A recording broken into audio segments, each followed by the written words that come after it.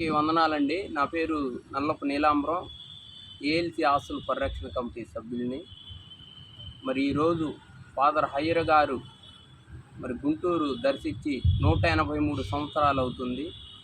ఈరోజు father higher గారు గుంటూరుకు వచ్చిన కాడి నుండి ఏఎల్సీ సంఘం స్థాపించి ఆ ఒక్క సంఘం అభివృద్ధి కోసం, ఆ సంఘంలో ఉన్న పేద ప్రజల కోసం అనేకమైన ఇల్లులు కట్టించి, వాళ్ళకి స్థలాలు ఇచ్చి, పొలాలు ఇచ్చి అనేకమైన అభివృద్ధి పనులు చేశారు. మరి ఫాదర్ హయ్యర్ గారు ఇప్పుడు నేటికి వచ్చి 183 సంవత్సరాలు ఉన్నప్పుడు ఇక్కడున్న మరి ఎంతోమంది పేద వర్గాలందరూ కూడా కుష్టి రోగులతో, అంటు రోగులతో వైద్యం లేక ఇబ్బంది పడ్డ రోజుల్లో మరి ఫాదర్ హయ్యర్ గారు వాళ్ళకి సంబంధించిన దేశాలతో మాట్లాడి ఇక్కడికి మందులు తెప్పించి వాళ్ళందరినీ ఎంతో బాగు చేసి ఈరోజు కుష్టి రోగులు, పోలియో రోగులు అవన్నీ లేకుండా చేయటంలో ఫాదర్ హయ్యర్ గారు ఎంతో శ్రమించి మందులు తెప్పించి అవన్నీ కూడా పారదోలటంలో నెంబర్ ఆఫ్గా ముందుకు ఉండారు.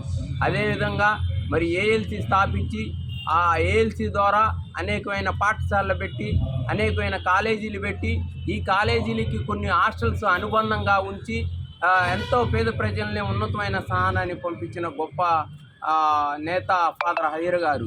అదేవిధంగా మరి ఓల్డ్ ఏజ్ హోమ్స్ పెట్టారు, హాస్పిటల్స్ పెట్టారు, చిల్డ్రన్స్ స్కూల్స్ పెట్టారు. ఇంగ్లీష్ మీడియం ఆ రోజుల్లోనే ఇంగ్లీష్ మీడియం పెట్టి ఈ రోజుల్లో ఏఎల్సీలో చదువుకున్న బిడ్డలందరూ కూడా ప్రపంచ దేశాల్లో ఉన్నారు.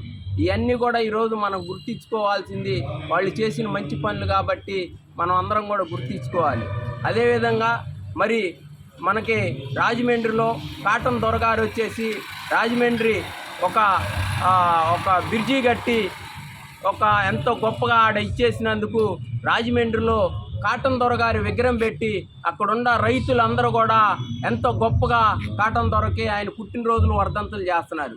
మరి ఏఎల్సీలో తిని, ఏఎల్సీలో బతికి, ఏఎల్సీలో ఉద్యోగాలు చేసేవాళ్ళు ఈరోజు ఫాదర్ హయ్యర్ గారికి కనీసం ఆయన్ని గుర్తించుకోవటం అనేది చాలా బాధాకరం. అందుకని మీరు ప్రతి ఒక్కరు ఏఎల్సీ సభ్యులందరూ కూడా ఫాదర్ హయ్యర్ గారిని గుర్తించుకోవాల్సిందిగా తెలియపరుస్తున్నాం. వందనాలు.